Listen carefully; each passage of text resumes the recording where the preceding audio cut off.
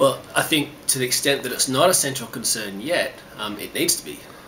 There needs to be a real sort of big discussion in the movement about, well, how do we? Is it possible to deal with our social problems without dealing with our ecological problems, and vice versa?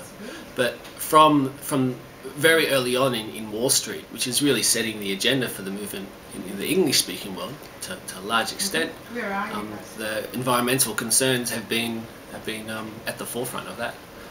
Naomi Klein put it in her article, which was published early on in the occupied Wall Street Journal, that it's up to the 99% to act on the environmental crisis. And here in Sydney, one of the speakers at the rally on the weekend here on Saturday, Jess Moore, put a very similar argument. She said that the world's in crisis, and the world fundamentally is in crisis because we cannot have a system based on never-ending growth on a finite planet.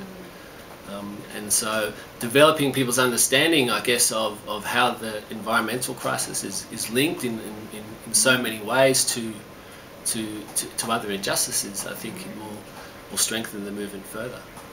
Certainly for me, this gives a real hope for the climate movement, which has been a bit has been in trouble here in Australia in the last little while. It's had a few setbacks, to be reinvigorated.